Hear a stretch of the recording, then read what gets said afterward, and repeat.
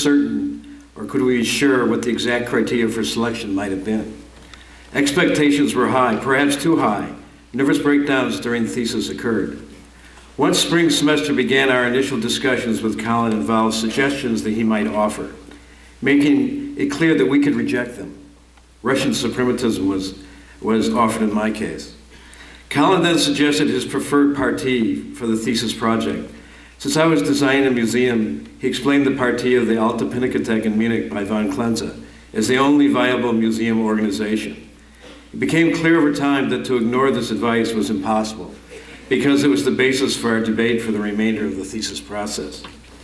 We then began in earnest. Students drew incessantly at Cornell. We produced piles of yellow tracing paper in attempts to flesh out our ideas intelligently and sometimes even poetically. Yet the ongoing discussion with Colin always returned to the tiny partie drawings. Development of a scheme seemed impossible. Week after week of the same created a rising sense of anxiety.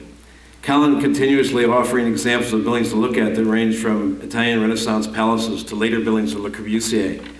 However, refused to answer directed questions of how these examples pertained or how they related to each other. We pored over the plans and illustration in attempts to make this information useful. Desperately, we conversed with our fellow sufferers, searching for the clue that would unleash us to proceed. It was a long, cold spring in Ithaca. Midterm juries came and went. We slowly came to realize that Colin was not going to design our thesis for us. There were no detailed solutions coming. At this darkest moment, we went back to the buildings suggested by Colin and scrutinized the images with even more intensity. Each photo and drawing was examined as if under a microscope. The shadows revealed their secrets, and the plans began to inform each other over time. We learned that the power of observation extended well beyond what we had imagined its limits. Each time we looked, we saw something new. Each discovery we shared with our classmates. Spring break passed and time was running out. We had to start the final drawings. They had to be perfect.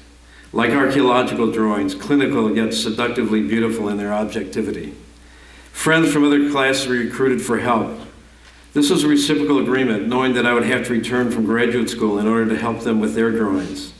The thesis juries were strangely anticlimactic, even if you did well.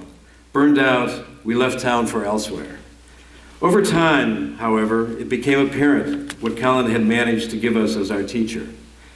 We discovered that we had gained the ability to judge and discuss buildings critically. This gift meant that we could continue studying architecture, and we could share our knowledge through writing. It also meant we could teach effectively. Our thesis taught us the amount of concern and focus necessary in order to attempt the serious work of architecture. We could now build intelligently and well. Finally, Colin made us feel we were part of a loosely defined but significant underground movement that would triumph. This last gift from Colin empowered us to act as individuals in an often unsupportive world.